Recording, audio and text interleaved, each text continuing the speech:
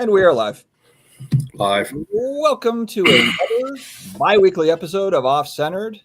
How long has this thing been running? Me and Brad started this in like 2020, maybe. This might be 5 years old, this sucker. You don't know Is it? Some hosts. Yeah. I'm like Regis Philbin. Exactly. Is that his name? Yeah, we had It was his name, but yeah. did he pass away? No. Yeah. Did he? Regis? Yeah. Oh. Yeah. Jesus. I'm pretty sure Regis has passed away. Well, didn't he have Kathy Lee Gifford, and then he had somebody else, and then he had Kelly Ripa. Kelly Ripa. Yeah. And Michael Strahan replaced Regis, right? So here we go. It was Ryan 5 years ago. It wasn't like it was recent. I know 5 years ago is when we started this, 2020. I think it was pre-COVID or like around COVID time, like when that happened. Wait, are we talking about Regis Philbin or Offset? Yeah. No, Regis Philbin. Oh, okay. Okay. Oh, we've already got some chat. I'm already behind on chat. Brad Noble, what's going on, buddy? This is the guy that won. I'm pretty sure Brad won the second place Will Levis Prism Silver PSA 10 that I ended up buying for him. And now he's probably like, shit, I should have just picked a different player. But there we are. You never know with these damn quarterbacks. Nope. Never know. Never know. Zach Pierce, what's going on? I'm only behind by 5 comments. Who dat? Pick 6 cards. We will be back relevant. The New Orleans Saints will be back in 2029. Just be patient. We'll be back. That's when you start getting good. Robert Chattel. Wow, only 2 people watching the stream. So little tidbit. 4 of us on here. One, shot up to 10. Yeah, we so it's going to show different numbers for each channel because we're streaming it to 17 different channels. So I've got some, Neo's got some, Steve's got some, and Hamm. Is Hamm on this thing too? Yeah, Hamm's on this thing. I've got one. All 4. It's on my channel. I got 33 new subs right now. I'm doing good. There we go. Dustin literally has 17 channels on his own, so that alone Subway. is like half. Yeah, right. I'm playing the ball. Channels Dustin have now. He has even got a second channel now. Quantity. That's right. One channel just wasn't big enough to hold all of Neo's content. Yeah, and you have this much knowledge and these many great takes. You have to spread the wealth. Now, Rob, you know what triggered Neo? What triggered Neo is I was like, man, I swear this is what triggered you, and this was why you started it. In our group chat, I said, man, Neo, how do you feel about me I'm going to be a TCG thought leader? Said, I couldn't let that happen. I couldn't let that happen to the people. He was like, "Oh my god, I'm like leave." He's like, you put like some meme on there, like I'm leaving the chat or whatever. Now, Rob, you can't monetize that right away, right? Or can you piggyback off your other channel? No, you have to you have to jump through the hoops just like anybody else. So the hoops are horrible now. That's not too bad. The worst part. The original hoops was 100 subscribers, and you were monetized. That's when now it's 1,000 subscribers and 4,000 watch hours. It's actually the watch hours that are the biggest pain. Those were the good old days, man. Those were the good old days when you could pick up like huge views.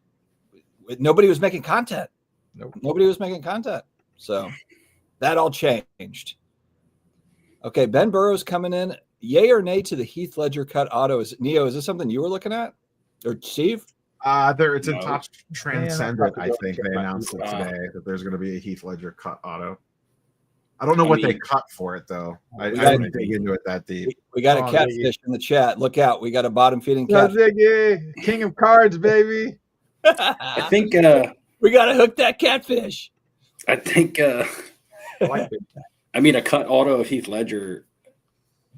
Everything just has to be revolved around the price. I mean, like a lot of cut autos aren't necessarily. The Skeens is in hand. The video will drop on Friday. He covered it. Yeah, damn it. Top secret. I already know the grade. I didn't show the cert number, so you can't even look it up that way. Okay. It's a 6. It's got to be a 6. Oh, that was going to be tomorrow, but I got a different spicy video dropping tomorrow, so I had to push the get there on Friday. You got the random 6. It is not a 6. Neo got the first 11. Yes. Well, my group submitter is Nat Turner, so I got the PSA 11 on it. You're like, hey, I'm just going to send this in. Yeah, he walked it in for you. I didn't show it, but that's actually the first ever PSA Black Label. The first PSA Black Label. Yeah. Just imagine if they ever did that. If they did red that, label. They call it a red label. It's their new thing. That would be actually. Really cool. I had a conversation with Ryan, and I said, Ryan Hogue, I said, let's create the PSA red label, and you can put it on my skeins for the first time. Zach, I don't run ads on this, so I think Neo might run ads. So I don't run ads during the live. Now, look, if you're watching on my stream, I want to know this because I don't run ads on the live, and so I don't think I do. Ads? If anyone, I want to know if people actually see ads on this because I don't think any of us. I think it puts ads on it once it posts, like the next once day. It posts, like a regular video. When it posts, because it allows me to go in and choose to add. You can run at there's a button in YouTube Live you can click, like I can literally click right now and insert an ad during the live stream. Then you hear the word cha-ching in the background. It says 3 cents. I feel like we answer this Mahomes question every week. For people like me and Dustin, it would be like 7 cents. For you, Hamm, it might be 3 cents. Do you think? I got a coupon code right now. I think we've covered this multiple times on the Mahomes question. Is Mahomes overpriced, baked in? What happens to his price if and when the Chiefs three-peat? I love how he says if. It's when. When. The Chiefs three-peat, 4 rings in 5 years. I know we for sure talked about this on the last live stream. Yeah, I mean, it's always going to be brought up. I mean, angry at me because I said that like 5 years ago. Well, you're not playing against Mahomes. You're playing against the referees in the NFL and what they want. You got the team colors already in the logo. But what we're talking about is card values. Like, it doesn't make a difference. Yeah. If he wins a Super Bowl, it's not going to make a difference. No. And if he loses, it probably won't make much of a difference. And that's the same case with everybody. And it's been the same case with Mahomes over the past 3 out of 4 years. And it'll be that way again. I think last time we kind of thought that maybe if he reaches closer to Brady status, then maybe you start seeing the needle move a little bit. But even still, when you look at Brady, once he retired, his stuff went down in price too. So yeah, let me see if I can pull up some data. Hold on a second. I think his silver's like 4K right now, maybe 5K. I don't remember. Does market movers have just like a Patrick Mahomes? They do, right? Just like a Mahomes. So the Mahomes silver is sitting between like 4 and 5K. That card hasn't moved. It's flat. It stayed basically flat all year long. Yeah, what I was going to say is like the spec money is already in. That card hasn't moved in 3 years. If it's still sitting between like 4 and 5K, there may have been a spike somewhere, like an outlier or something like that. But like I remember dealing that card at my first Culture Collision when I set up, and that's what the card was going for then. Here, Dustin, you can share my screen if you want. Yeah, hold on. Let me get back to it. Host. I'm a better host. Hello, Shelby. Shelby's watching. I'm making sure I say hello to Shelby. What's up, Shelby? Let's see. Oh, yeah, look at that. That's fantastic. Yeah, it's crept up some. It was down. That's jumped a little bit. Late 2023, it was 3K. That was also. That's also been a card that's been shilled to death as well. My God, that card has been shilled to death. Late 2023 is when it dipped down. But then prior to that, it was 4K. And then most of this year, it's been 4K-ish. And then it's crept up to around 5. Yeah, 2.5 years around the same price. It's like the one guy that sold. I think it's a great card. $1,000. Yeah. It is a peak of the market. I think it's a great card, but regardless of what Mahomes does for the rest of his career, I don't know what causes that card to really go up. It's his base rookie. I know the PSA 10s are tough because it has a print defect. That's really what makes it more valuable because it's not like the card's really rare. Well, I keep waiting for it's not going to be this year, but I'm waiting for him to get a resurgence to the team because I feel like the team's winning with a lot of help right now. And I don't know if Tyreek Hill goes back there because he lacks a true receiving core. And the running game's been always shoddy on that team. It's either being anybody can run or they just hang out a guy that can't do anything. And they're winning with smoke and mirrors right now. It's literally it's Mahomes it's a Mahomes scramble. It's a Mahomes flop out of bounds or a late slide to draw a flag, or it's a 10-yard pass to Kelsey. That's literally the entire offense. Like I watched that. Who'd they beat? The Texans? Yeah. I mean, there was nothing downfield, and maybe the Texans just weren't giving up anything downfield, but I don't think he took one shot, maybe one shot downfield. I don't remember it. I mean, yeah, he doesn't.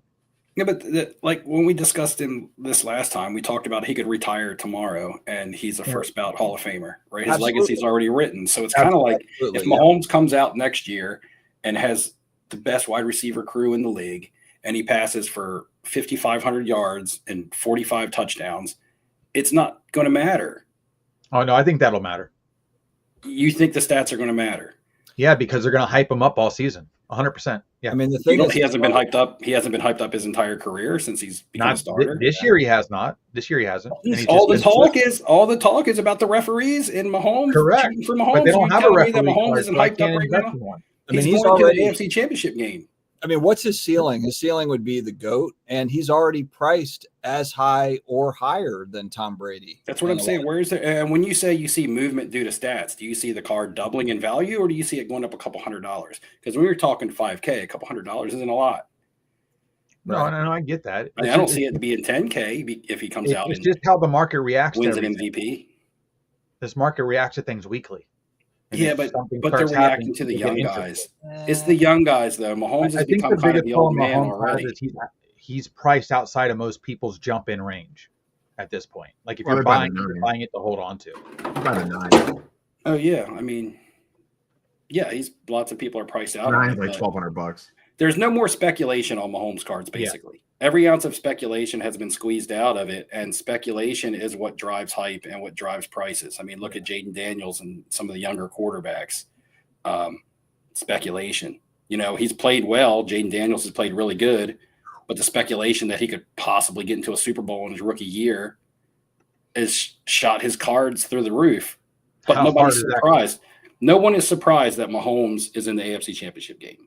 Yeah. People are surprised that Jaden Daniels is in the NFC Championship game, and that's why the cards have gone up. Yeah, but that whole team's playing well, not just him. But you know, in the NFL, it's all about the quarterback. That's a great I get it. I'm just curious how far that card's going to drop as soon as he's not in the playoffs or even wins the Super Bowl. Like Jaden Daniels? Yeah, it's going to fall. Oh, yeah. The nature of they've peaked so high that. But is it 50%? Anything but a Super Bowl and even a Super Bowl. Again, we're going to come into the offseason and everything's going to simmer down to an extent. Yeah. We'll see. Hey, we could be totally wrong. Maybe nobody can see the future. Who knows? Another Super Bowl will be 4, right? Yeah. You're right. I mean, you're still chasing Brady so when it becomes more realistic that he could possibly beat Brady, then you might get a little bit more hype about it. But sitting at 4, if he wins 4, it's still going to be kind of a lukewarm feeling of, yeah, he's got 4, and that's a lot, and he's a hell of a quarterback, and he's a first ballot Hall of Famer. Mm-hmm. He's the best to ever play. But will he still catch Brady? Will still be the question. It won't start getting, if he gets a couple more Super Bowls, then people will start talking about that. He might get a little bump up just from the FOMO factor and the hype factor, but it'll probably be what it normally does. It'll spike up a little bit and then probably level back out. Yeah, and that's what we're saying. When we're talking about cards moving or the needle moving on something, are we talking about a couple $100? Or are we talking about 30%? Yeah, because that's got to jump quite a bit just to cover your eBay fees. Yeah, if you bought today at $5K and then hoping he wins the Super Bowl to quick flip it, like that's got to jump a significant amount of money to actually make anything on it. Unless I guess big whale money comes in. That's the other kind of X factor that you never really know. Collectibles, it's always about which way the whale money is moving. And if it decides that it wants these particular cards, then that could be a catalyst. But it wouldn't be, I don't know. It wouldn't be because, everybody is taking out loans to buy Mahomes cards. And I forget who it was that mentioned it earlier. I mean, that card does have a little bit of an edge on it in the 10 because it is lower pop. There's only what is it? There's 960 in a PSA 10 and 3,000 in a PSA 9. What the hell are you referring to? Like Ziggy's like sound of envy, in my opinion. Envious of what? Are you referring to me? What I was saying about Mahomes cards? Are you talking about Jaden Daniels? What the hell are you talking about? If you're going to make a statement like that, at least be specific. Yeah, I already bought and sold my Mahomes. Admittedly, too early on my Mahomes stuff. I never had a 10 of this card, but I had a few 9s, and I sold them on the way up. But yeah, I sold all my Mahomes before it hit peak because I thought just like with everything else, everything went up. I listened to you all last week and listened to the Spitballing Guys. That's a great channel, and it seems like a lot of people are downsizing or moving to non-sport cards in 2025. You were listening to Phil talk about the Pokemons. Do we have a take on this for non-sports? We're kind of like, I feel like we're all over this. This is something that we've been doing for a while, not just in 2025. Mm-hmm. And I know that Neo and I, we've got second channels about Pokemon stuff, TCG stuff, but we've been doing non-sports for years now, just because of, I mean, there's probably a variety of reasons for that, really. Yeah, I have no vested interest in Pokemon or any TCG stuff. I mean, other things like pop culture stuff, I've been doing that for a long time because that's mainly what my personal collection was made up of. And then I saw a small opportunity to make some money on it. And like the last show I set up at, which I don't set up at shows. So when I say my second show and out of two that I've set up at was all pop culture stuff, pretty much entire showcase of it. And it sold well just because it was different. Anything that's different and refreshing is always, and it's not going to appeal to as many people, but the people that see it tend to want it. So that's the experience that I've had anyway. Flipping it, buying it, grading it, flipping it. You have to find the person that, say, for instance, likes the Family Guy to buy your Family Guy cards, right? You're not going to find as many of those at a sports card show, of course, but the people that are walking around that see it, and most of the time it's people that want it. They don't want to buy it to resell it. They want it because they want to collect it. And that's why you're able to sometimes get sales on it. Even sometimes above comps, if comps exist on something. I've sold stuff at the National for over comps because somebody just wanted it for the collection and didn't even know like the card existed. Yeah.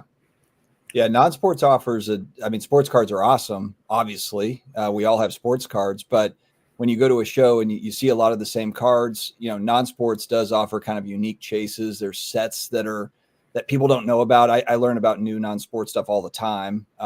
Steve, what was it? That Dan Aykroyd autograph, the Ghostbusters set from 2016. That was when I learned on the stream one time, and I went and got the Dan Aykroyd autograph. There's all sorts of cool non-sports chases that, if you're collecting cards, that's kind of a nice kind of little thing that you can add in with the sports cards. So, yeah. To me, non-sports has better equilibrium on end users. Like non-sports is a smaller market, but the supply and the end users is more in balance with each other than in sports cards. Well, and I think there's less try to speculate and flip on non-sport versus sport.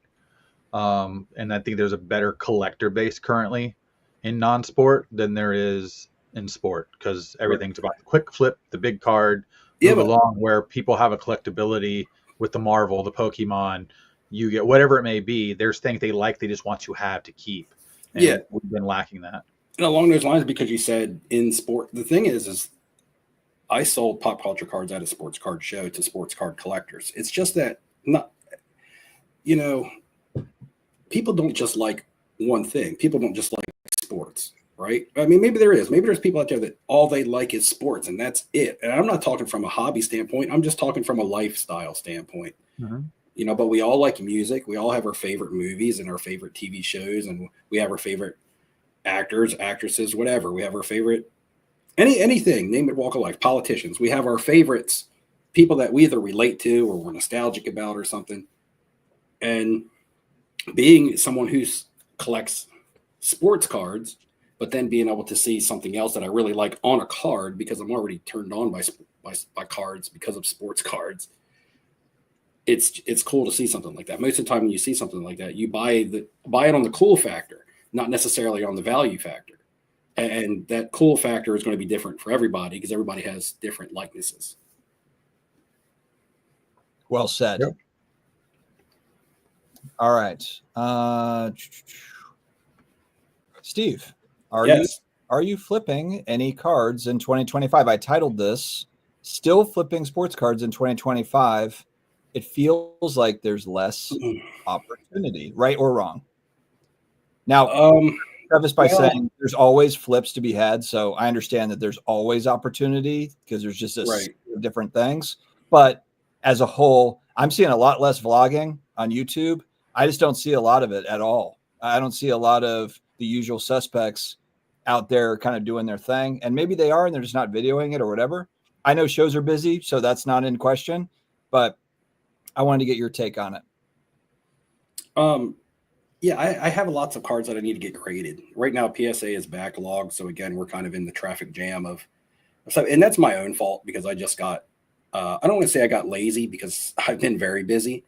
I just kind of took the pedal off of grading and selling because I got backed up on some slabs that I wanted to consign. And, you know, I'm a one-person operation when I flip cards and with a full-time job and, you know, all the shipping and listing and all that stuff. But I have a nice stack of cards that I need to get graded. But I'm really not in any hurry because it's not stuff that's really fluctuating in the market right now. It's older stuff. It's stuff from the 90s and things. So they're more collector-based cards as opposed to cards that I need to get in and out of quickly due to trends. The funny thing is, so one of the more recent cards that I got was that Redemption that came back, that wrestling card that was a Steiner Brothers card. And I was wondering if one of those cards hit the secondary market, what it would go for, because it's a redemption and there's 25 of them. You don't know how many have been redeemed, how many be returned. And I just watched one hit eBay the other day and I put it on my watch list to see if it would sell because I have one. So I have somewhat of a vested interest in it. And it sold like within hours for a $500 buy it now price with no best offer or anything. So I went back and checked my records to see what I bought that redemption card for. And I bought it for $180. So I have a quick flip, not a quick flip, because I had to wait for the redemption to come back. But I mean, I have a flip possibility on the table right now. If I wanted to sell that card, you know, even if I came in under that $500 mark, buying it for $180 when I bought it, you know, I could double my money on that card right now, but I like the card a little too much to sell it already. It's not a long term. It's not what I would call a coffin card. I like the card, but you know, I would use it to get into something else that I like more. That's a solid card. It's easy to move whenever you want. It's not one of those cards that's going to go up or down realistically because there's not so many of them. We don't even know how many are being redeemed. You might have redemptions in packs still. It's very rare, and let's face it, those individuals in those sports don't live very long. So, and it's an iconic card from that time frame of a matchup or a tag team. Yeah, well, at Neo, have you seen that the Undertaker Kane? There's an Undertaker Kane like yours on eBay right now. That I got it on my watch list, and that thing is already at $1,400. Crazy. 1,400? It's already at $1,400. Yeah, it's the same one I have. Exact same one that you have, the Immaculate Kane That's Undertaker duel. That's their only dual autograph out of 25. Yeah. I have it on my eBay watch list right now. I don't like check the values on those wrestling autos. I'll search Immaculate Dual Autos because I might look for a cool one to add to my collection, and I happened to see that one on there. And when you got yours, I was completely jealous of it, you know, because I thought not wishing anything bad against you. I was just like, damn, that's a hell of a card. I wish I would have seen that. But so I saw one pop up on eBay and I put it on my watch list, and that thing's I'm not going to bid on it at $1,400, but it's at $1,400. And I was watching it too. Yeah, I checked the bid history and it looks solid too. It looks like, no, it's legit. And that's the only dual autograph. It's a tough card. It's their only dual long card. Yeah, like the Steiner Brothers. They haven't done a new one, but that's what makes it so unique and rare. Well, you're definitely not getting one now because Panini doesn't have the license. Well, that and those people that watch that time frame and know the story behind it and the brothers and the way they sold it, like it just makes it more iconic. I'm checking. It looks like one sold in November that I didn't realize. What'd that go for? That's what I'm looking up because it's a best offer. So I'm just double checking to make sure. It might have popped up and went straight back down. I don't know if someone. Well, no, it's sold. I just don't know if someone binned it or if it was a best offer accepted. That's when I start watching serial numbers on cards. This was from November 11th. It sold for $1,550 on best offer. Yeah, I think this one's going to surpass. What did I pay for that? Like $1,100. I think it's probably going to touch $2,000. I think I paid around $1,000 for that. You were in that $1,000 ballpark, somewhere around 11 or something. I'll have to double check the video because we were in the. My coffin card has a flash. I got that from MC, I think.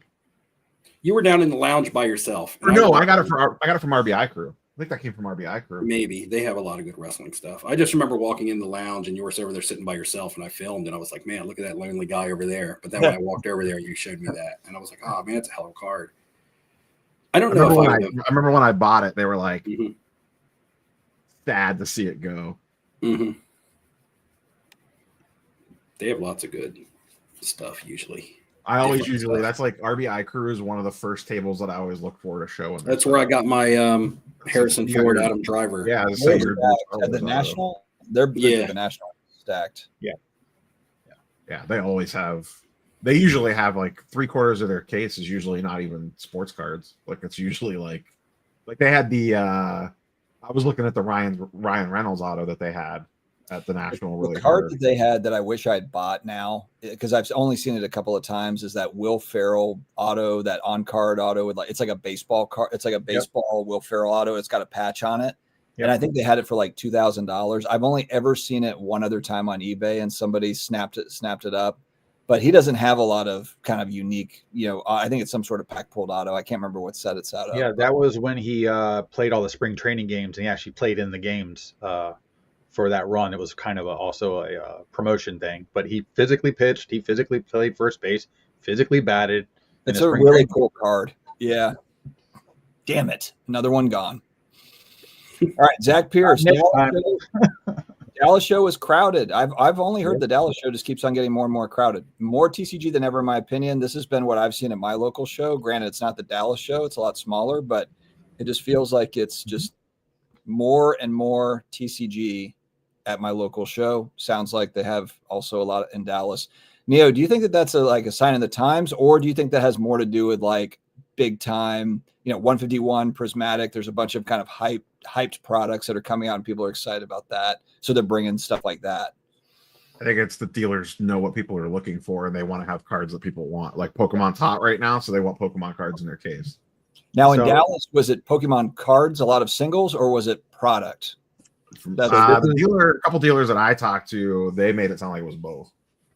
Yeah, so here, almost everybody that has Pokemon cards here is pretty much almost straight Pokemon. They might have some Dragon Ball and some other stuff, but rarely do the sports card guys have Pokemon, and if it's always a Charizard that's graded type deal. Otherwise, I haven't seen a blend where almost the people that I talk to, they're like, they don't know anything about Pokemon. Like they want to get into it, but they're not willing to learn. So they just stick to the sports cards. But we are almost at, I would say, 60-40 right now, 40% Pokemon / TCG, and then 60% sports cards on my show. How has that changed? Is that how it's always been, or has that changed over the last couple of years? In the last year and a half. Hey, I got a phone call from Kenny Forno. Should I answer it on the live stream? Yeah, why not? He probably wants to ask you something. Mute yourself. You don't want to get him in trouble. Hello? Let's see what he wants. Hello? Hey, Steve, what's up? Yeah, what's up? I'm live. We can hear him. Hey, Steve, what's up? Yeah. What's up, Kenny? We're heading down to Honduras. All right. No, you're all right. I just said, hey guys, should I answer this on the live stream? Hey, Steve, tell him we're at the airport. We're heading down to Honduras. Kenny says what's up to everybody in the chat. He doesn't care about you guys, me neither. This is riveting television. No, it's Neo and Hamm and Dustin. The same stream he was on 2 weeks ago. The same one you were on. You were on our show 2 weeks ago, Kenny.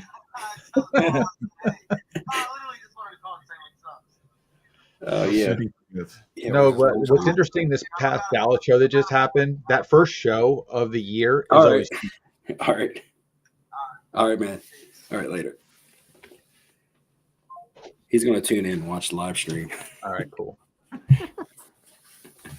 If he was subscribed to our channels, he would have already known. Yeah, I know. Is he voting for the YouTube Hall of Fame?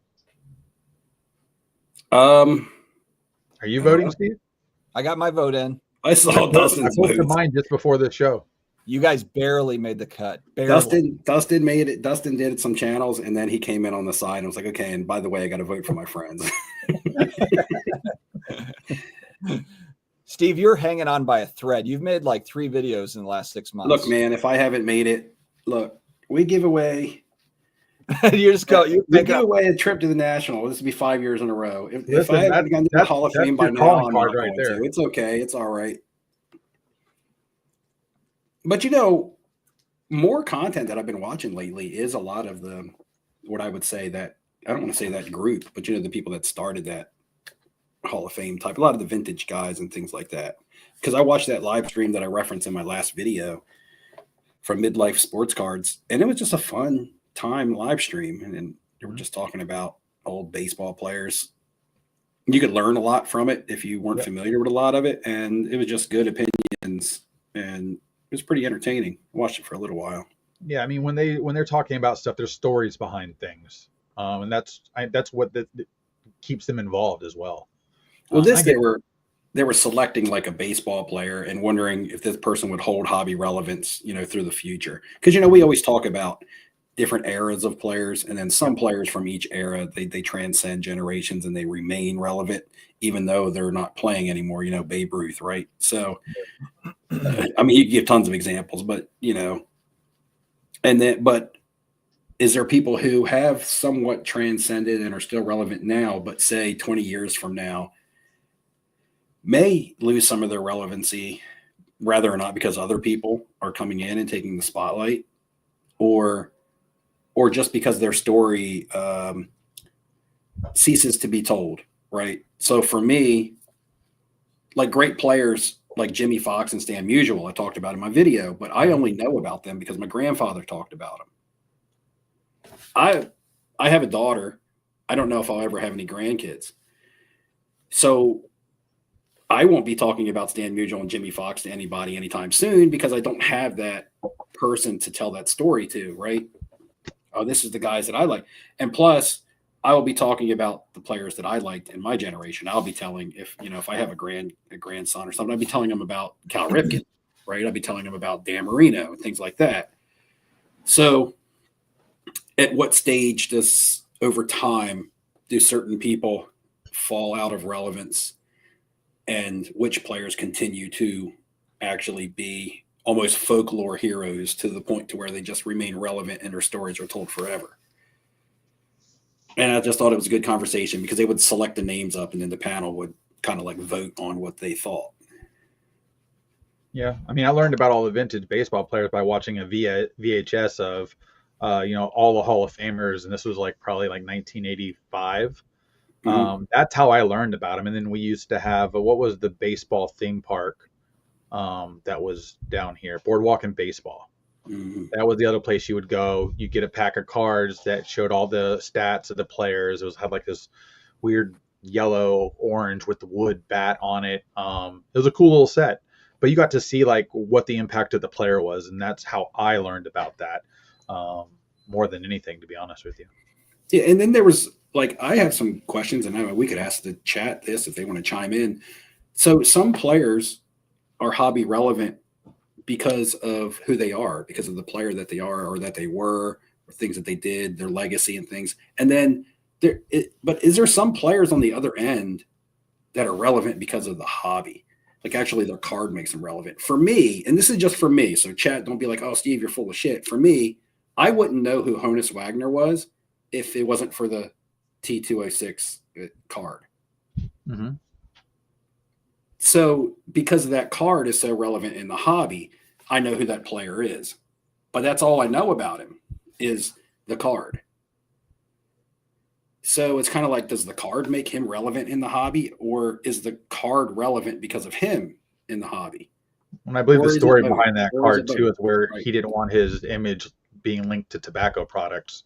Right. Was part of it. Yeah, but that's what makes the card rare, is because they had to pull it. But what I'm short print. Right. So it makes the card, when you talk about Mickey Mantle, you can say, okay, well, that's the most or second most, if you want to argue the Honus Wagner, it's fair.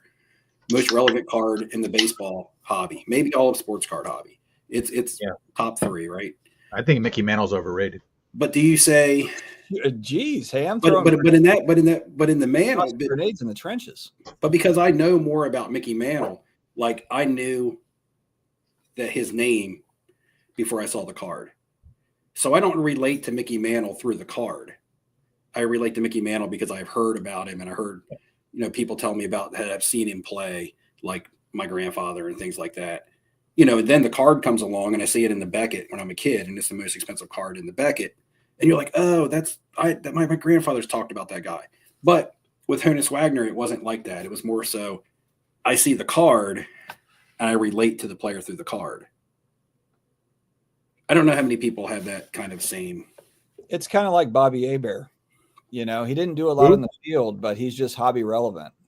He doesn't have any relevant cards. The New Orleans Saints quarterback from the 80s, Bobby Hebert. It's exactly the same. He's like Honus Wagner. All right, let me answer Hobby Champs real quick. Pokemon market is weird. There will be mid-2000s Pikachus and Charizard promos and rare stuff with low pops. And then you have huge PSA 10 pops on new stuff that sells for $1,000 or whatever. This is exactly what I've been saying, Hobby Champs. This is exactly the thing that I don't understand and exactly the reason why I'm buying the vintage stuff, which, again, vintage Pokemon is 1999, 25 years ago.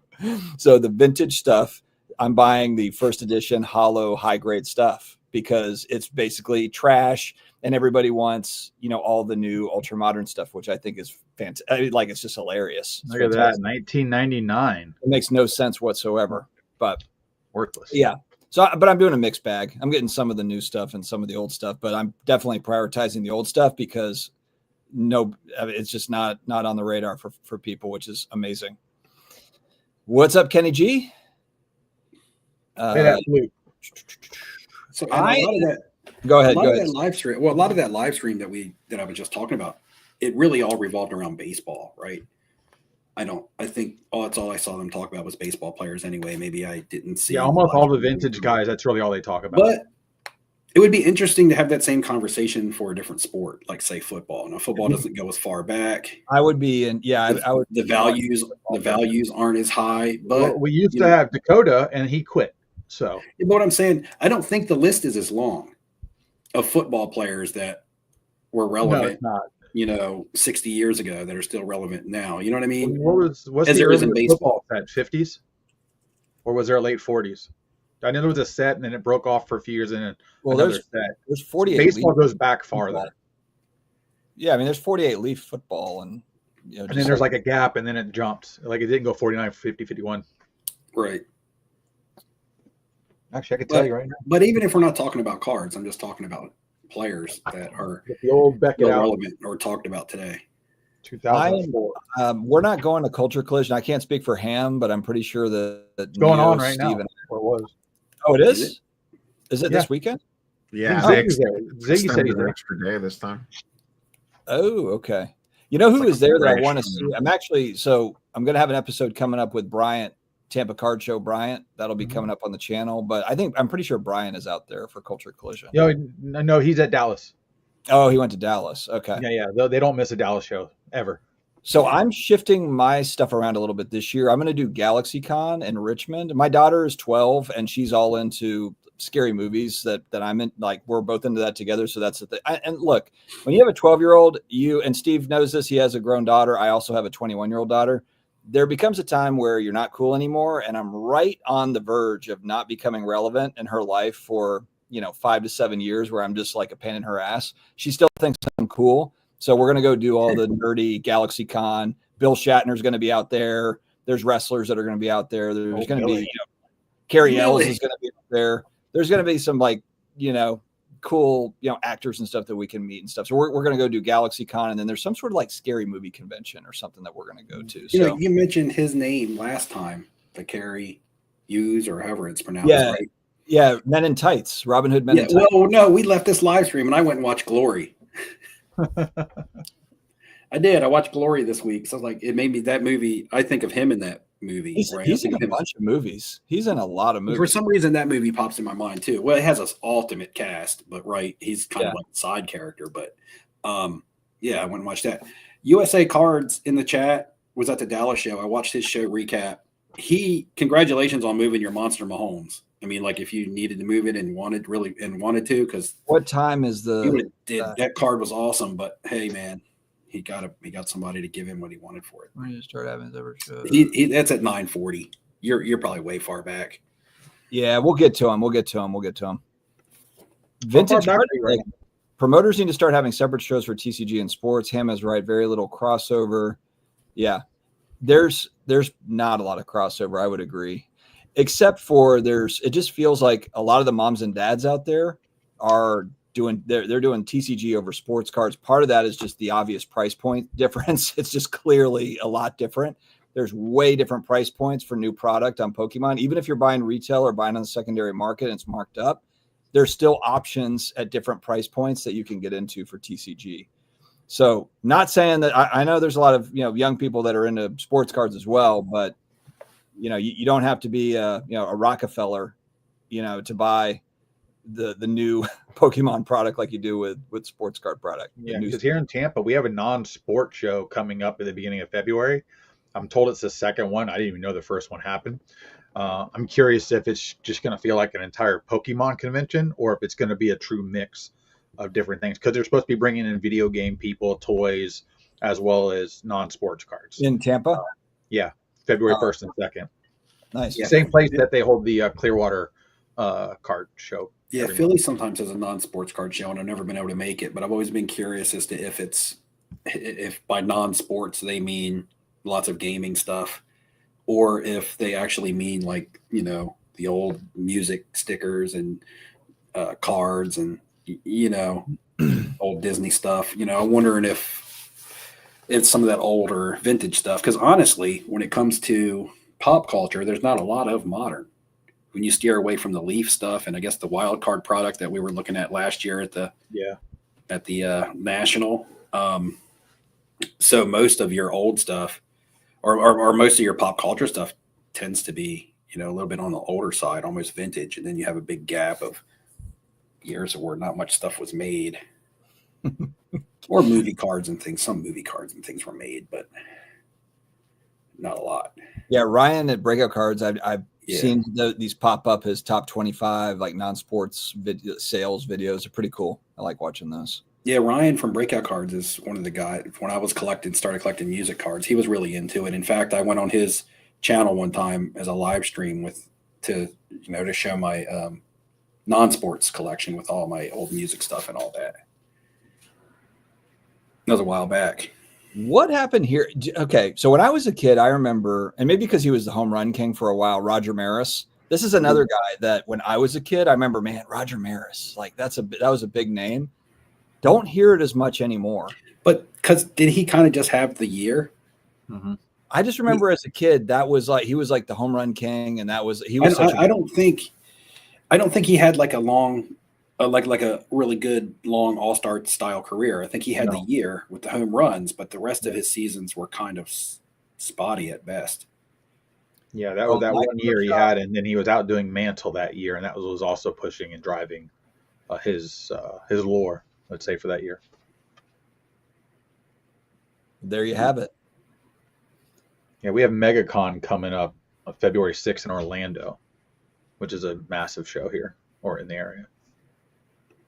What's up, Hamm, Michael Stone? Hamm, have you guys? I want to ask you a question about breaks. As someone who has zero experience, really, pretty much in either participating or doing breaks, anything like that, or even opening product. Period. You guys know when I go to Walmart, I will like send you guys a text message and be like, "Hey, is this worth buying?" Right? And we always know. I'm like, "Oh, my Walmart has some product, guys. Is this worth buying?" But it's kind of like don't sell yourself short, Steve. You did a break? We did a break together 5 years ago. You did a great job. That was just a thing for fun. You did a great job.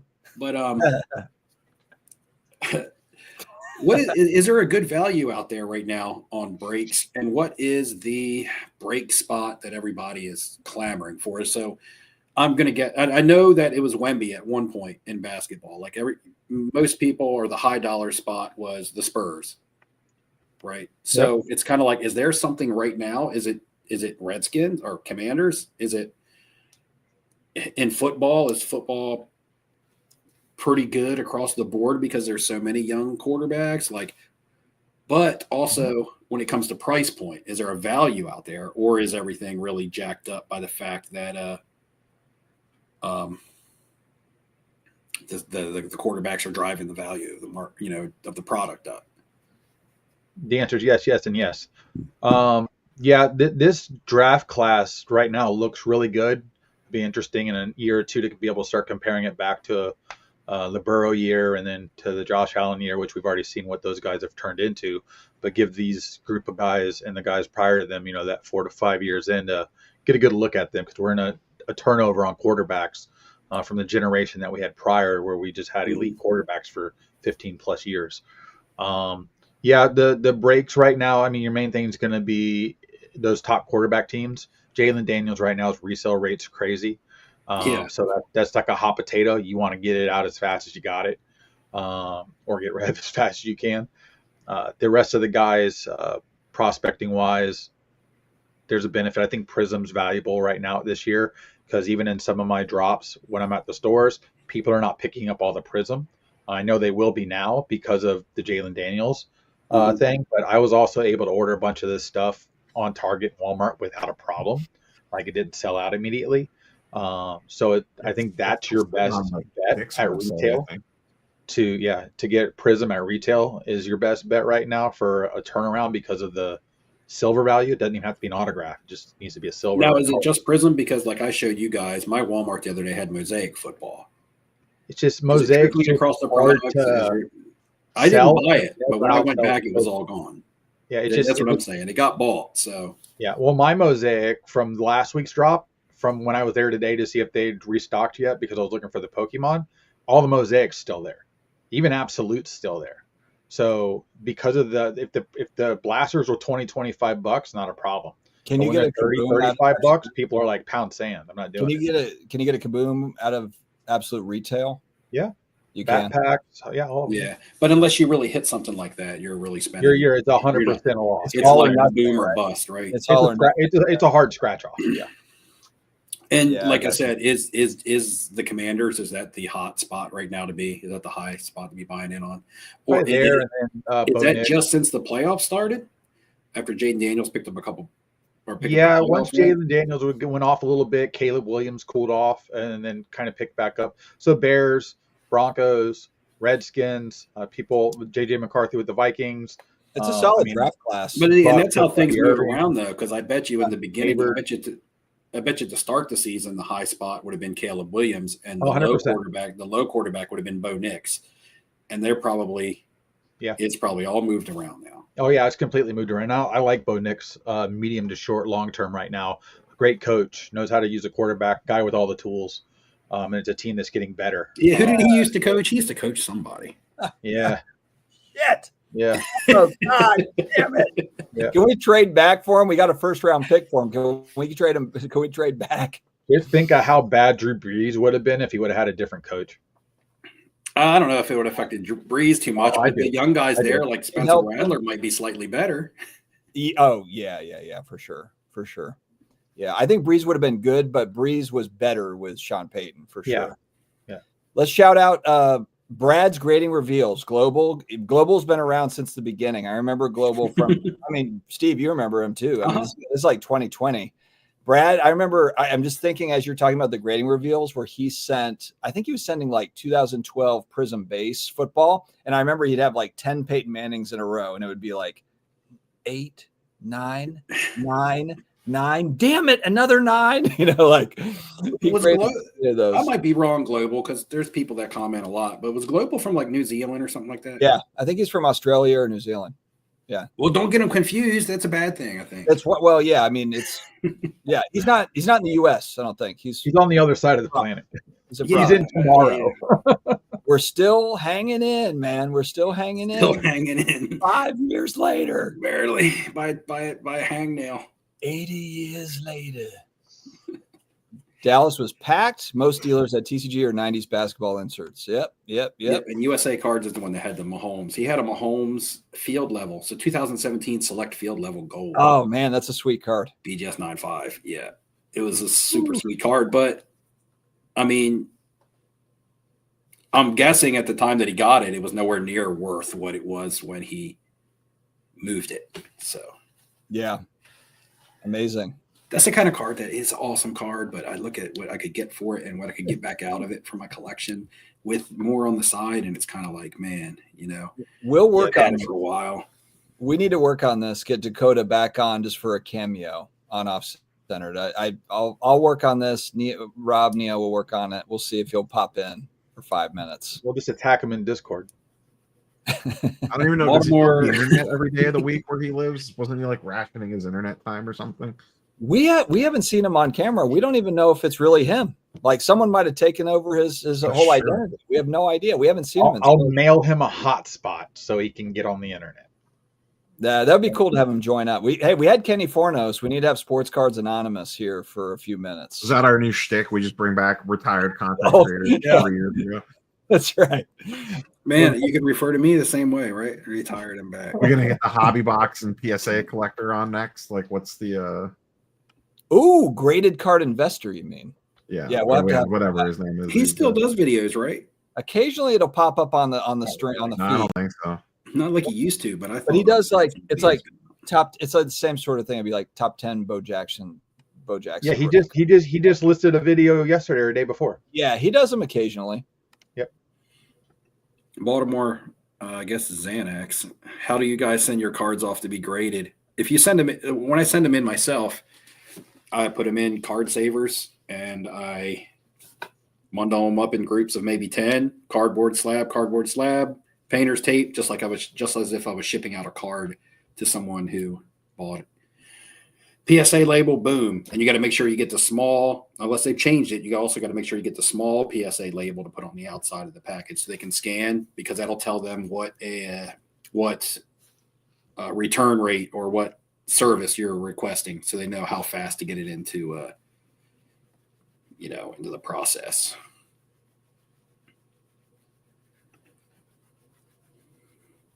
You go back. I probably got a bunch of videos back because I used to just do video. It won't be titled, "Hey, this is how I send my cards in." There may be from long ago, but you'll random videos when I was just doing my basic hobbying on camera. You'll see me packaging up cards for PSA and such. What's up, Swaggle? Comic book news, Swaggly in the house, or he was. Maris had 5 or 6 good years. Neo, when's my Spawn #1 gonna go up? Oh man, that's such a classic. Never. As soon as I autograph the cover. How about my Spawn #0? When's that one going up? That's got a better chance than Malibu. Same answer. Let me sign Flipping Steve on there, and the moment that Daisy Paul stamps it, it doubles in value. So when I bought from this $2 book, to $4, I have this original set of books from when it came out, but I bought this at a yard sale. And I didn't know that this was tucked in the back of it like this. They put 2 in. Oh, that's a nice find. I found out yesterday. It's been sitting in my house for like 3 years. Isn't that the one that Dustin, you bought like graded a little while back? Which one? The Malibu Sun Spawn. Oh yeah. I've got a graded copy. I've got a 9.6. Yeah. That's it's like the first promo that showed. See, I pay attention sometimes. Thank you, Steve. Yeah, Spawn is waiting for Hamm to get on the new Daisy sticker for this year's National, so I can start raising. I've started working on piecing stuff together. If you got any random photos, I'll be People at the are National. asking.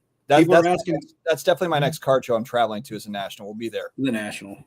I hope to be there. Hey, we still got to get like an Airbnb. On Winnebago out front. Neo, you have your room, right? Yeah, I booked mine. Yeah, because rooms are like way too expensive. Too much money that I want to spend in Chicago. Someone commented in my Discord today that everything connected and across the street is basically gone. Oh, it is. We were looking at stuff. Oh, it's gone. Yeah. Oh no, we're going. Yeah, we're going Airbnb. It's just too like for the price to go to the National for. Man, I could go to like somewhere really, really awesome, like nice. The National will be fun, but without the card show going on down there, that area is just Rosemont. Wow. But what if it wasn't for the show, it wouldn't be worth like going there. So I don't know. It's not like I'm going to like Aruba or something, but they want to charge me like I am because if you booked earlier. My hotel was like I think my hotel was like $170 a night, $160 a night, maybe. Yeah, like did you read the fine print? Yeah. When you get there, you pay more. I've stayed there every time it's been in Chicago.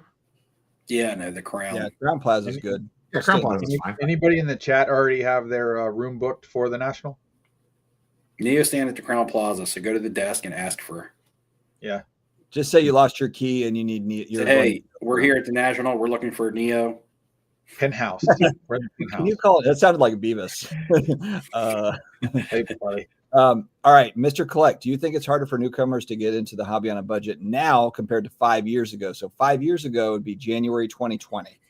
It seems like we always see our reels of high dollar cards, which isn't viable for many starting. We'll start with you, Hamm. No, because you can get into a break.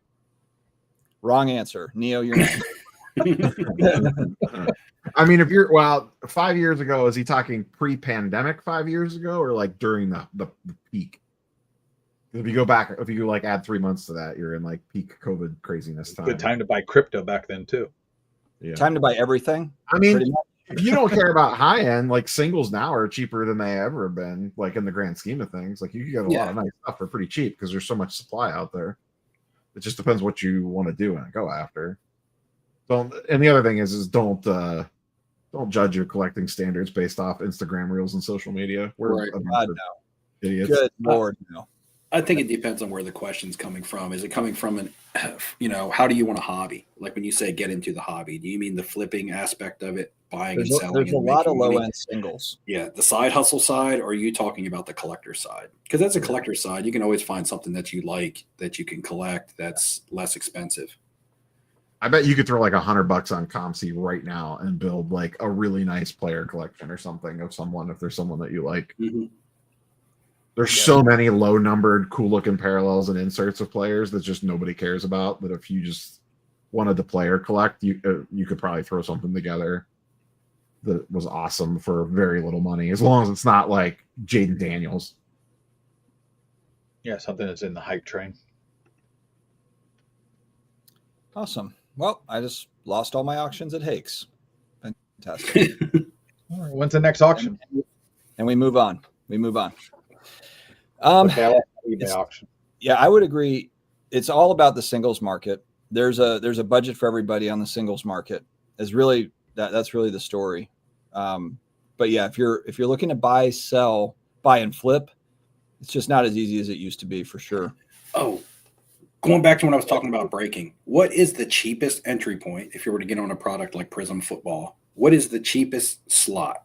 The New Orleans Saints slot. How much does that cost? Browns. What's the price? because then that's kind of entry level that you're, if you want decent packs. So cheapest slot in a hobby, probably shoot, what would that be right now? For Prism Hobby, is that what you asked, Steve? Yeah. Yeah, Prism Football Hobby. And if you're going to do it, I would suggest you do Prism. Is it usually a case or is it 3 boxes? Like, what's the usual breakdown? So people sometimes do a half case a lot of times versus a full case. How many boxes are in a Prism case? Do you know? Hobby? 12, I believe. Is there 12? Okay. Yeah. So they'll do a half case, 6 and 6, and then some people are breaking into quarters to allow people to get into a lower entry. I always prefer going at a random, like with a break with a set like this where you have so many good rookies. I like to be in a random because I just like my chances of trying to get one of the top teams that I wouldn't pay the top line to get into. Yeah, but being in a random isn't going to be your cheapest entry point level. That's going to be because it's going to be an average across the board. I'm asking what is the cheapest. I think it's your best benefit to hit big at a low cost. What's the difference in price between like picking the Browns or Saints or picking the random? How does that break down for Prism Football tip? Like ballpark it. They use what's based on the breaker and what their average return they're trying to get on the break. I know all of that, Hamm, but Biggie's in the chat. Ask him. He runs a breaking company. Is there anybody that owns a breaking company in the chat other than the Catfish? Anybody else? All right. Yeah, but like you said, a one-box team random on a hobby, maybe a buy-in might be $20. So one-box random 20 team to $30 for a one per spot. But what if you wanted the cheapest? What if it was pick your team though? Because pick your team is going to be cheaper. It's gonna be real cheap. I mean, if it's one hobby box, it's gonna be super cheap. Most people only do that on Whatnot streams because people are it's quicker to fill, quicker to rip, quicker to move on.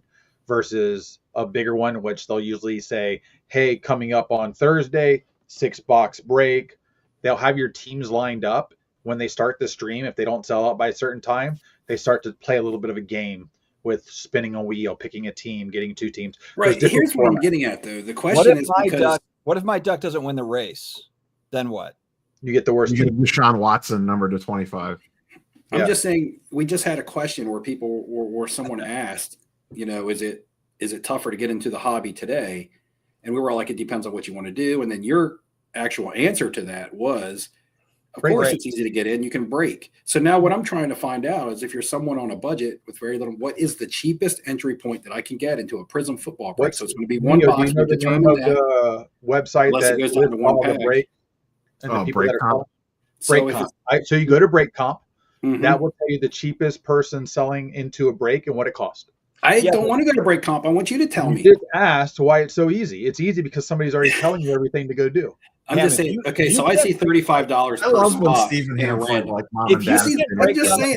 Hamm, if you can't break down the math, then how are we supposed to trust it and believe it? Because the math changes based on the individual breaking the product.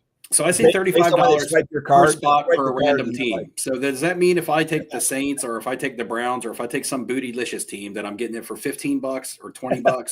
If a random team is $35, how much cheaper is it in a pick your team than $35 to get the cheapest team?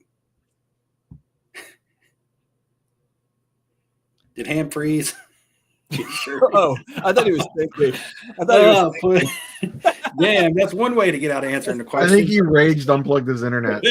like a mad kid on. He got the hand out and everything. This is what Hamm does in court.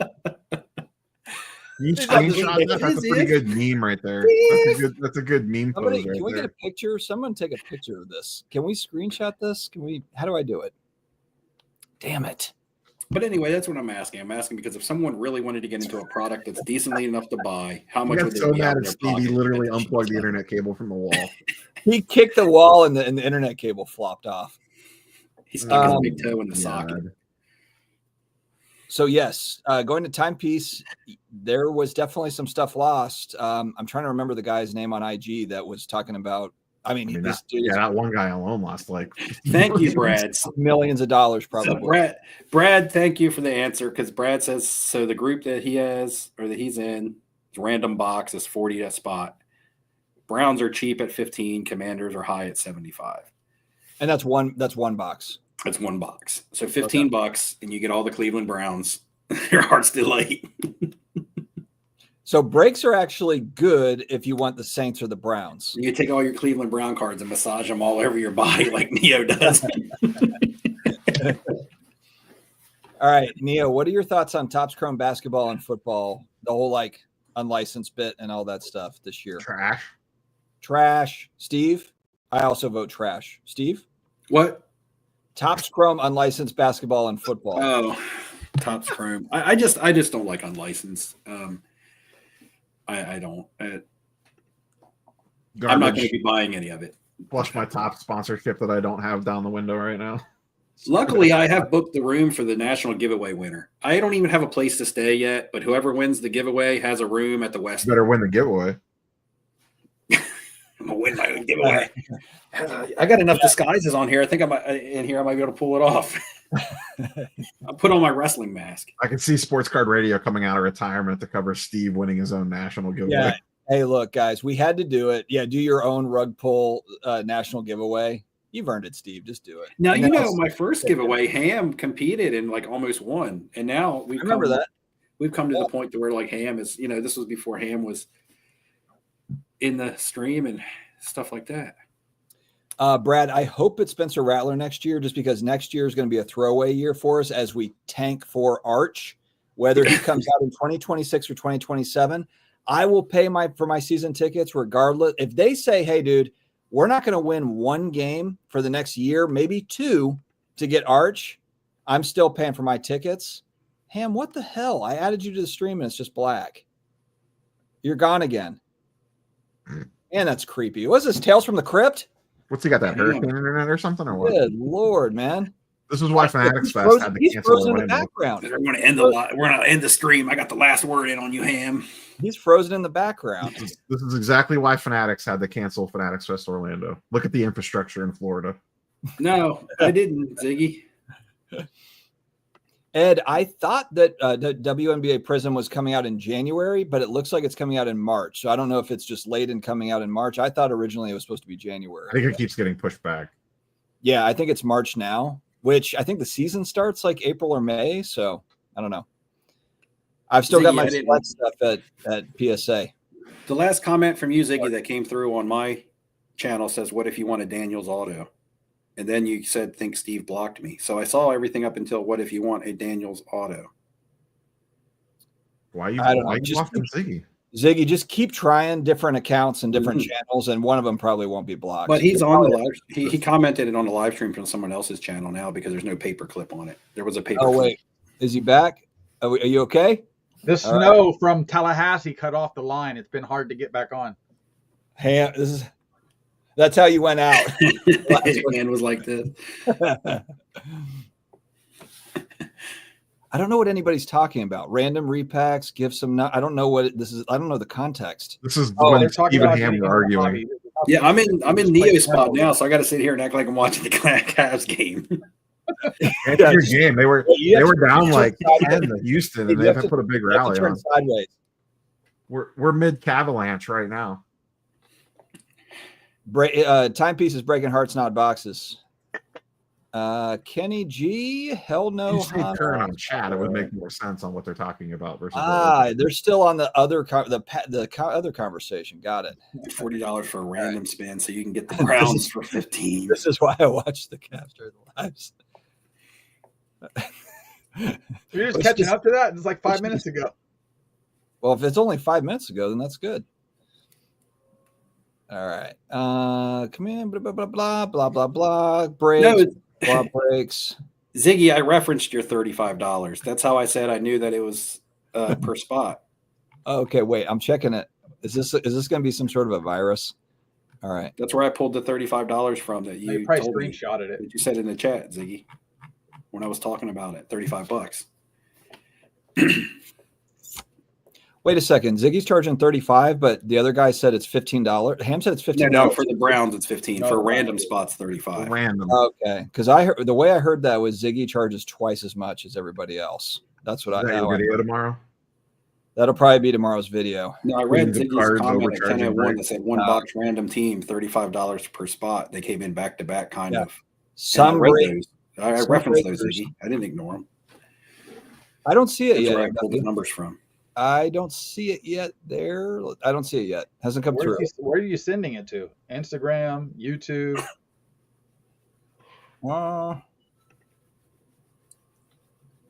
Yeah. Sitting on your front porch with a printout. Yeah, I don't know. I haven't gotten it yet, MW. Kenny G just comes right out with it, doesn't mince words. How can I make the most money in the hobby by ripping people off? Did you answer your own question, or how are you asking how to rip people off? Because you could, that could be the question and the answer all in the same comment. How can I make money in this hobby? By ripping people off. Oh, man. There's a lot of overpriced junk out there. A lot of overpriced junk. But you know what's not overpriced junk is the upside down repack that the off-center team is building. The rest of the game doesn't yet. Yeah, the rest of the you haven't gotten the memo yet about it. Here. Oh, announcing it. The memo hasn't come through yet. The upside down repack is coming, and it won't. Oh, here we go. Oh, good. Yes. All right. How do I do this? All right. I might have to save this. This might. Yeah. I got the pick though. Thanks, Matt W. Just click present down at the bottom of the screen, and then you tell it what tab you want to share. I don't know if I want all my banking information or whatever else on this thing, so I'm just going to hold on that share. You don't want to show how much you've actually spent on Pokemon cards in the last one. When does your make the most money in the hobby? Are you saving the I'm addicted to Pokemon cards for February or March? We'll see how it goes. When do you need to boost? When do you need to boost views by dropping that video? I'm doing just fine. Don't make fun of me. Don't make fun of me. That's hurtful. Card Vibe. I've bought 3 items this week, and I have an offer in on another. Yeah, but if I tell you now, I won't be able to show you in a video. Had a sports card come in. Is that the Gold Breeze? Yes, the Gold Brilliance Breeze. Yeah. Your lighting's not doing it any justice. No, it's not. You can see kind of like. I want to see the bling. I need to get better lighting in here. Better lighting, better camera, better mic. Well, okay. I've got like the LCD lights, the LSD, the LSD. I've got the LSD lights. The LSD lights. I've got the LSD lights. Pink Floyd light. But here's the deal: if you have bright lights, you have bright lights, and all your stuff fades. So I'm not interested in that. So Yeah, I bought some cards. I'm just waiting for them all to come in. Ripping list coming in. Is this live every single time? Neo, I saw you getting some hate on your Marvel Masterpieces video. Somebody was like, they give you a free box. They should give because free I had boxes Cavs cards in the background. Uh-huh. Yeah. I was like, uh-oh. Neo's stepping off toes. He treading into some other people's Yeah, what did he say? Like, those should go to a small channel that's looking the bill. Wars. Why are you getting them? Marvel card turf wars coming soon. Yeah. Marvel cards. Don't piss off the Marvel card collectors. They'll come for you. I did see a 3D Batman card hologram that I'd never seen before. It's one of the holograms that you can actually, when you position it and spin it, the hologram is actually closer to 4D because it actually moves all the way around. Around it. I think it's from like 94. Let's see here. I was following one on eBay. I was like, oh, I'll probably pick one of those up. I love hologram cards. Yeah, 94 Skybox. They have a Batman and a Superman hologram. And what a guy did is, you know how we have those, or people have those little displays that spin? He basically set the card up where the light hits it really good and then turns it on the spin, and you see the entire motion of the card in that 3D hologram. It's a really cool video that he made. Once that repack comes out, it's going to be 10 minutes and 30 seconds of ads. Guys, it's going to be worth it. It's going to be worth it. You bump the ads up to 90%. 10% show, 90% ads. Brad, will we have a local show coming up? Working. It's working. It's all working. It's all working, Catfish. It's all Brad working. Noble says, Neo, there's a local card show coming up in March, but Brad's a little kind of local to me. So are you referring local to Neo or local to us? Okay. Got us confused. Okay. Is that going to be in Ocean City? Neo, did you freeze? Oh, God. I thought that was another cool. How you doing, Peter? I have a 600 table show next weekend, like an hour and a half for me. You hit a lot of shows. Are there just a lot of shows around you? It feels like you have a show every weekend. Yeah, Washington, PA shows next weekend. They've blown that show up. It's like 600 tables now. It literally takes over an old abandoned mall. Like the whole entire mall is completely filled with just like a platinum member. Is it the same promoter? No, different promoter. Then I got Chip Shawana at the end of February, and they blew that show up too. He's got a brand new, bigger venue. We are not. We asked this questions a couple weeks ago, but I've been trying to narrow it down. When I go to New York City in a couple weeks, where am I going to get the pizza at? And guys, where's a good card? Fezzo's. Oh yeah, you told me Fezzo's, but I've been told John's at Bleecker Street. That's the most popular one. It's good. It's solid. Whatever Portnoy says, just go to that. That's what I've been watching, Portnoy. Yeah, that's John. He loves John's. It's one of those places you like have to eat at if you've never been there before, at least once, just to say that you have. What about is there any card shops in the Manhattan area? Is there Bleecker Trading, which is right down the street from John's and Bleecker? That's what I figured. I know it's on Bleecker Street, but David Adams has a new shop now in the Empire State Building. But it's probably priced like it's in Manhattan. Yeah, you're not getting any deals at Bleecker Trading. Great guy, that's right. 10 seconds worth of B-roll in a different country. So. Yeah, I don't think I'll be able to find Panini One out in Russia or whatever. I bought Panini One in Budapest. and then you tried to get a hooker for right. That was what did I have to spend? What kind of money was it? It wasn't even US dollars. It was the Hungarian what was the money called? I can't remember now. Oh, it was like 6,000, whatever their money is. Yeah, it was like thousands. Yeah, like lira or something. Like y'all like counting really hard, don't you? I can't remember because all 4 countries I went to had different money. The 600 table show, Peter, is in Washington, Pennsylvania, the southwest corner, right by Wheeling, West Virginia. I think it's a 3-day show next weekend. How far is the drive? Like just under 2 hours. It's not too bad. to that West Ohio.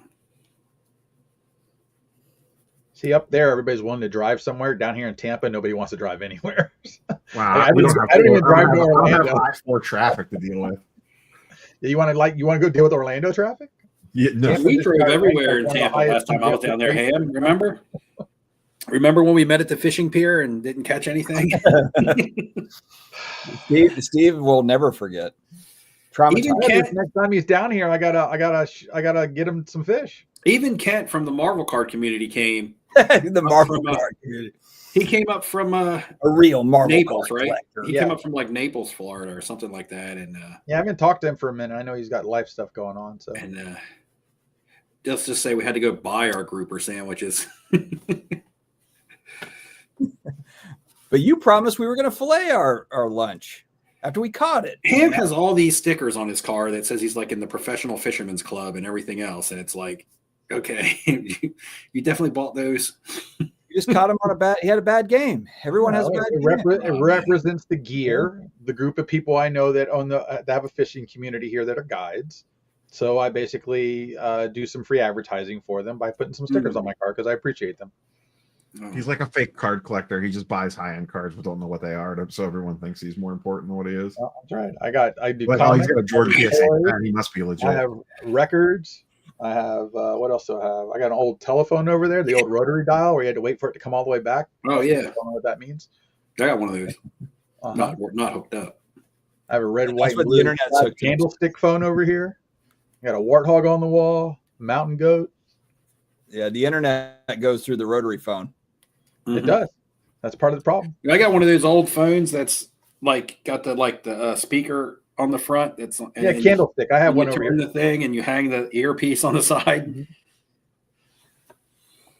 What's up, Rex? Card Vibe is standing out front of a Walmart overnight for the Pokemon. Fun fact: at my Walmart today, I had to tell the guys inside to go outside and pick up the heroin needle out of the parking lot. Jesus. It's like, hey, y'all gotta go out here and pick this crap up. Y'all don't pick your parking lot up. What part of Tampa were you at? It's right there at 275 in Del Mabry. The hot part. Oh, geez. Like, yeah, right off of Del Mabry. Okay. Yeah, it's just somebody was in their car doing stupid shit. They decided to dump all their stuff outside the car. Dustin, should I walk into a Target tomorrow morning and just throw this on the ground and just record it? Neo had to kill out there that. And then just Neo had to kill three grown men to get that ETB box. You take the packs out and then you reseal it and then you throw it, and you say free for whoever wants it. Just watch them fight. Be like seagulls at the beach with the Dorito. Yeah. What is the update? What is the update Jumbo done since your video about it? I haven't looked today. I haven't had time to really look at much today. Horribly. Basically. Is it interesting that I know regular hobby boxes tanked. Do you find it interesting that the person that pulled it's been so secretive about it? No, I'd be secretive about it too if I pulled it. I don't even think you would have let anybody know you pulled it. Like you would have posted a video 5 days after you sold it. Yeah, I would have documented it all, but I would have saved it and waited to post until after everything was done.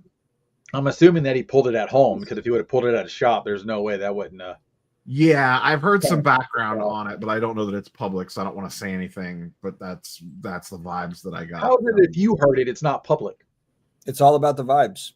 That's what I heard. Public when it's in it's not public when it's in DMs. Okay. I don't know about the Silver Spring Crazy Kev. It looks like it's about a 2-hour drive for me on probably a day that I'm going to have to work. Like it would depend on, like I've done that for Philly shows or Chantilly shows, but I don't know if the Silver Spring show would be, those I knew it would be worth my while to go because they're bigger shows. I don't know about a Silver Spring show or not. Now, Ocean City, which is close, is probably doable. All right, gents, we're at the end of the chat. We're an hour 20 in, running a little short of the usual time. Anything else we want to touch on, or I'm going to hit the sack? I'm East Coast. And Neo doesn't, he's got nothing to do. Yeah, there's 4 seconds left in the Cavs game. 4 seconds? What's the score? You were by now. What's the score? Rockets are at the free throw line. They're down 1 at the moment. Who's on the line? Alfred Sengun. He just drilled the first one, so they're down 1. He's about to shoot the second one. We got to hang out for. Well, we have to wait for this. Jubilation. No, I throw it off the backboard, catch it, and then slam it in there for 2 and for the win. Hamm would throw it off the backboard, jump from the free throw line, dunk it to end the game. Who's the best player? They're all like 9 feet tall. It shouldn't be that hard. Who's their best player? Who? Is it Mitchell? Cavs? Yeah. They're equal opportunity. They have 4 amazing players. Wow, look at that. So there's not a best? Can you name them in alphabetical order, please? No. Who has the most hobby relevance? Oh, Mitchell. Yeah. It's not then Garland. do you probably still have your Cavs guys? You have some Cavs cards, don't you? Yeah. You still have that. He got bitched at for having him in his Marvel video. Yeah, they're all on my desk right now, most of them. They're like, hey, buddy, I don't know who you think you are having these basketball cards on your desk. That's pretty close to the comment. Yeah. If you're going to be having a Marvel things. product for free, shouldn't you have some Marvel cards in the background? Yeah, he said I basically disrespected the Marvel card hobby because I got a free box from Upper Deck, and I didn't even put Marvel cards in the background. Some of the fun news for me. Commenters got to get a life. Got to get a life. Got to get better things to do. Now that they have the WWE license, just reinstated their digital app for WWE cards, which I'm excited about because anybody that had it prior to them losing it a few years back, all your cards are still there as long as you remember. Are they actual cards though, or are they just pictures of cards? Pictures of cards, but it's pictures of pictures. What do you think a card is? It's a picture of a thing. But yeah, so pictures of men on them. No, I like the women. I collect the women. Yeah, WWE Chrome or WWE will have pictures of women too. Yeah. Oh yeah, the wrestling. Did you get any Chrome boxes? It's the women outsell the men. Yeah, they got Ray Ripley right there. Did you get any Chrome boxes, Hamm? No, not yet. You're not ripping any, or you're just gonna buy the breaks? Doesn't it release the 30th, the 31st? Oh, I got a question. If you buy into a wrestling break, how does that work? Do you just get a certain wrestler? Yeah, because they haven't launched yet, have they, Neo? No, not yet. Yeah, that's what I've been waiting. I have it saved in my phone for like an hour prior to. Well, no, they launched on Topps' website for pre-order. I was waiting for it to drop for regular. I would miss the pre-order. Oh yeah, I ordered them like a week ago. They did an EQL drop for them. Yeah, so if you get into a wrestling break, how does that work? You just get a wrestler? Well, Hamm doesn't know. Hamm doesn't know, and Ziggy will charge you 3 times market. So that's a lot of times it's by letter, Steve. So then when you get in like National Treasures, it's going to be letter, or they'll do serial numbers if everything's a serial number based on the set. So like if you get R, you would get Rhea. Because I mean, I feel like the wrestling roster is so big that it's like they combine. You really get skunked unless you get a group of names. Like, yeah, that's what they do. They'll do that. They'll do like where one slot will have 5 letters because there's only. And they'd be putting like people in the product that aren't even like relevant, really. Yeah, just like they do with baseball. I mean, baseball. Yeah, but you get an entire team in baseball. I mean, look, they put this Kool-Aid cat in freaking Prism. I mean, yeah, but you get the entire team. I'm talking about you get one person.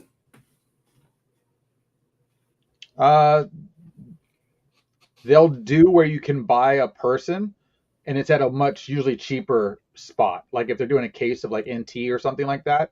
With stuff that's like wrestling where it's more name driven, you can do it that way. So like when they're doing it, and because some of those are big checklists, so it'd be $5 to get in on a spot. Now hitting a card because of the limited amount of cards might not do you well, but let's face it, most of these stuff when you break them, the big names, you don't see a lot of those versus the little names. So you can actually do well if you play your cards right in picking the right people, and you can follow breaks and kind of see how. Especially with NT, you can kind of see how stuff breaks out over time, and you can also catch what would be more valuable. It just seems very vast because the wrestling card products involve all the relevant guys, all the people who aren't relevant, all the different brands, Raw, SmackDown, NXT. Yeah. Then you even got all the retired guys, like we're talking about, Undertaker and stuff being in the break. Actually, it seems like the retired guys in the wrestling product hold more value than the current which is completely different from every other sport. Like you're hoping to get a Stone Cold or an Undertaker or something like that when you're breaking wrestling, as opposed to getting somebody that's new right now. The Rock, for instance, that's what's really driving the new Topps Chrome. Well, that'll be like the first time he signed in a product since the old like 20 years card, right? Yeah. All right, the Cavs are down 2. Garland's at the line to shoot 3 free throws, and he missed the first one. You asshole! Boy. So here's something cool, Steve. In the one of my favorite cards that I have in the digital app is the Andre the Giant autograph card, because obviously he doesn't have anything like that. No, the only autograph you're killing me. Doing well over there. The only pack pulled auto I've seen of Andre the Giant was in a couple years ago in the Transcendent, and it was a cut auto of Andre the Giant with, I think the other side of it was on card, but it was Bobby Heenan. Yeah, but with the digital side of it, you have the ability to do things like this, and these cards resell on eBay. And that was on eBay for $5,000, and somebody bought it. But these digital cards, people sell them on eBay because you need them. You know, like ePack, where you have to collect a set in order to get a specific chase card. They do this in these apps as well. So you have to collect a set in order to get the prize card. So is Topps Chrome going to be on card autos? All the pictures I've seen, that's what they're depicting. So Neo's falling out here. He's not doing too well. I think the Cavs just played the game. Neo's about to break everything in the room. Oh my! He's like, my internet's going down like Hamm's. That Sentinel in the background's about to start blasting things in the room. Is it remote control? Sentinel. Cavs are down 2. Garland got fouled and a flagrant, had 3 free throws, and they got the ball, and they lost. He missed 2 of the 3. Couldn't even tie it to send it to overtime. And then Mitchell missed a buzzer beater. You son of when everything goes bad. These are the losses that make you stronger in the long run. It's only like their 7th loss of the season. Yeah. All right, boys. I need to get my beauty sleep, get back at it in the morning. Thank you, everybody, for joining us for another episode of Off Centered. 5 years running. 5 years running. You have to figure out when the anniversary is. Maybe in a couple weeks we'll have a face on that you haven't seen in a couple of years. Maybe that'll be our stick. We'll bring back a content creator that you haven't people seen from the dead. Yeah, let's see who would be a good choice that we didn't name already. There's actually a lot of options for like content creators that aren't around anymore. We'll find one. Hobby Box. Let's go. Reach out to Hobby Box. I haven't seen him at a show recently. I saw him in November. He set up at a show. Yeah, he's still around. Yeah, yeah. He lives in St. Pete. Nice guy too. Nice guy. Yep. All right, boys.